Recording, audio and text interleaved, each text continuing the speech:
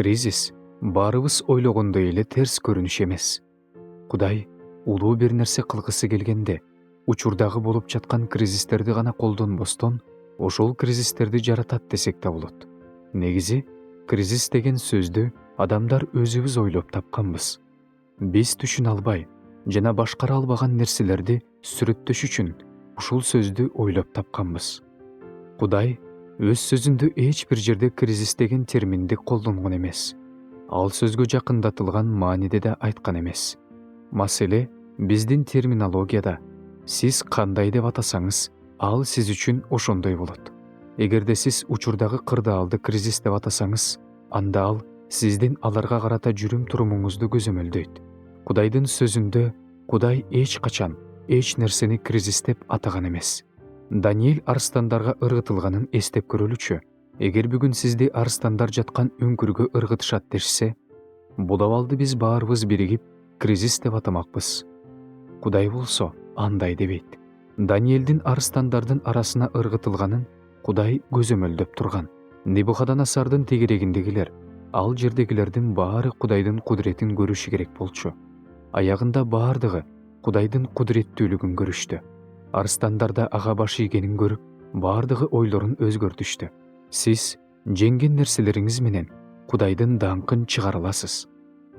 Тарых бул кризистердин тизмеси деп айтсак, кандай дейсиз? Жашоосуна келген кризистердин аркасы менен гана бизге көп адамдар таанылды. Мисалга алсак, Мартин Лютер. Аны биз башынан өткөргөн кризистен улам билебиз. Ыбрайым Дестегиле. Ал улуу адам болуп калды. Бирок анын балдары болгон эмес. Бул кризис. Даниэль да, Шедрах, Мейшах жана Абеднего жөнүндө кайдан билебиз? Булар эч ким тааныбаган эле жүйүт жаштар болчу. Бирок алар жалындаган мештин ичине ыргытылуусу менен белгилүү болушкан. Теңир сага кээ бир оор нерселерден өтүүгө жол берет. Бул чындык. Ал эми Ыйса жөнүндө эмне айта алабыз? Ал Айкаш-чыгач кризисин башынан өткөрдү. Эми биз аны унута албайбыз. Кризис бул Кудай жараткан же болушуна уруксаат берген жагдай. Бул аркылуу биз Кудай баардык жагдайлардан жогору экенин көрө алабыз. Адам жашоосунда биз кризис деп атаган кырдаалга туш болот. Бирок жогоруда айтылгандай, ошол жагдайды эмне деп атасаң, ошондой болот. Элчи Павыл абдан маанилүү бир нерсени айткан.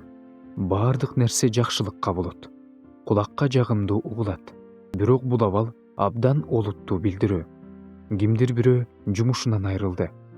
Оңой эмес. Бирок адам Павылдын жогоруда айткандарын терең түшүнүшү керек жана баардыгы анын жыргалчылыгы үчүн иштейт деп жарыялоосу керек. Муну түшүнбөсө, ал туш келген кырдаал аны депрессияга алып келиши толук мүмкүн. Келгиле, мен сиз менен талкуулагым келген кырдаалдын чакан тизмесин карап көрөлү. Бул жерде бир нечесин эле санап кетели. Жумушсуз калуу бул кризис. Баланын өлүмү кризис. Жубайы жок кризис. Айыкпас оору, бизнестин төмөндөшү жана банкроттук кризиси. Ажырашуу, үйсүз калуу. Мүлктү банк тартып алып жатса, бул кризис. Балаң баңгизаттардан бошоно албай жатса, бул кризис. Ата-эненин өлүмү кризис. Кыскасы, сиз көзөмөлдөй албай, токтото албай турган кырдаалдар. Муну биз кризис деп атайбыз.